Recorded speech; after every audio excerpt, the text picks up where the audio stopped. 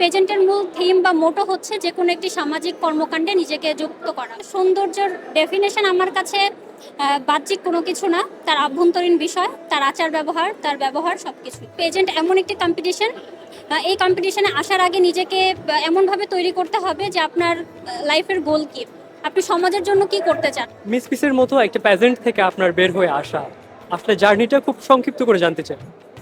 অভিজ্ঞতা খুবই ভালো ছিল।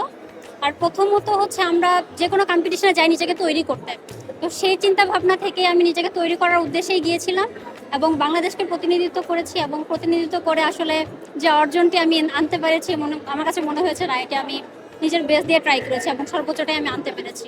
সৌন্দর্য বলতে যে অনেক কিছু সংজ্ঞানের মধ্যেই পড়ে, তা হয়তো বা আপনি সবচেয়ে বড় একটা উদাহরণ। আসলে মানুষের সৌন্দর্য বলতে আপনার কাছে কি মনে হয়?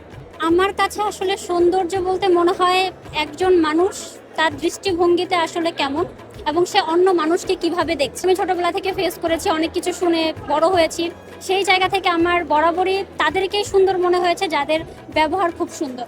Walton Washing Machine. Simplifying life with hassle-free washing. তো সেই জায়গা থেকে আসলে সৌন্দর্যের ডেফিনেশন আমার কাছে বাহ্যিক কোনো কিছু না, তার আভ্যন্তরীণ বিষয়, তার আচার ব্যবহার, তার ব্যবহার সবকিছুই। যারা মূলত প্যাজেন্টে আসতে চায়, যাদের ভবিষ্যৎ পরিকল্পনা আছে, তাদের উদ্দেশ্যে আপনার কি বলার?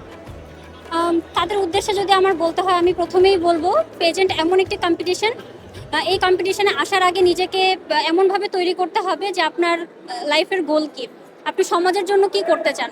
আমরা আসলে যে বিষয়টা থেকে আসলে সরে যাই, পেজেন্টের মূল থিম বা মোটো হচ্ছে যে কোনো একটি সামাজিক কর্মকাণ্ডে নিজেকে যুক্ত করা, কিন্তু দেখা যায় আসলে আমরা সেই কাজগুলোই আসলে করি না।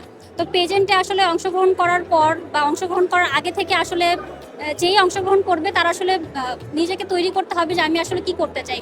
তার যদি এমন চিন্তা ভাবনা থাকে সে দেশের জন্য কিছু করতে চায় বা সমাজের জন্য কিছু করতে চায়, তাহলে আমি তাকে বলবো পেজেন্টে আপনি আসেন।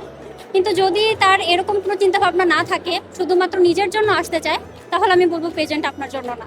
Thank you.